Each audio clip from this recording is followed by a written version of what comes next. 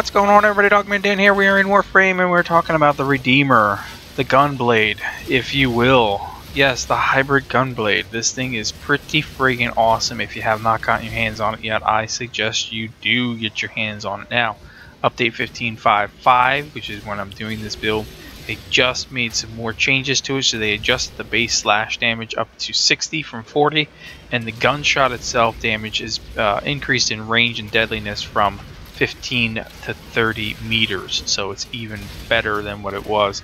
It is a high slash weapon. You've got high damage similar to the Dagger Prime. You know I like the Dagger Prime, so this thing is also one of those that's on my list.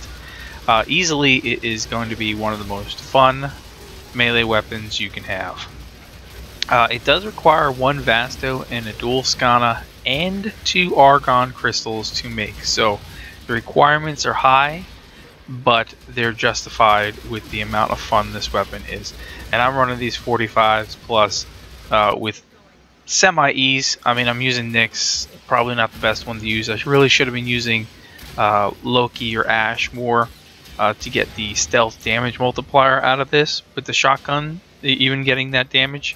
But I used Nyx a little bit mostly here. I did use Ash, but I used Nyx as well in these runs. So anyway, let's go ahead and take a look at my build, and we'll see how it's set up. Alright, let's go ahead and take a look at this. So, I keep this one fairly simple. But as you can see in that last run that I did here a little bit, it's a good weapon. So, of course, we have the high noon stance fully set up with the combos here. Okay, you see we've got the 3 combos. And you can even combo these guys together, the Outlaw Rush as well in the air. So you've seen me do that a few times. It works out really well. You can get multiple shots in with the shotgun. In terms of modding, nothing too complicated. So we're going to use the pressure point. We're also going to use the buzzkill for the extra slash damage. We're going to use Jagged Edge for more slash damage, of course, to get that high slash, because that's what this weapon is. We got the Fury to bring up our attack speed, and we're going to use the Virulent Scourge and Voltiac Strike to get our corrosive damage up to just about the same as our slash, along with the Fever Strike. That's how we're going to bring that combo in there. And lastly, I'm going to use Life Strike. Now you can change this out if you want to, but in this case, based off of allowing me to use this on multiple frames, some that are not very much melee weapon orientated, this will work out very well for me. So that's how I have it. I'm keeping it nice and clean and simple. And as you can see, the only real offset here is the channeling cost. So if I really wanted to, what I could do actually,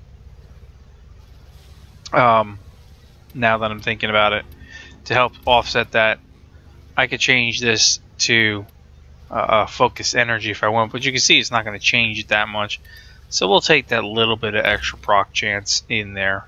And of course you could always just go ahead and, you know, put that in there, and you can even see the numbers go up higher.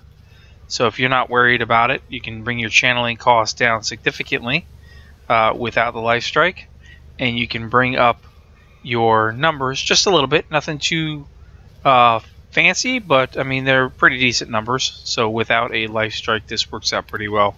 If you don't have the Buzzkill, personally I would probably put like a Killing Blow in there, to be honest, just to add the extra channeling.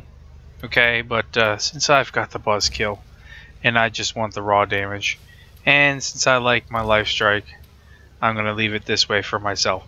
And if you have any questions or comments, please do feel free to leave them below, as always.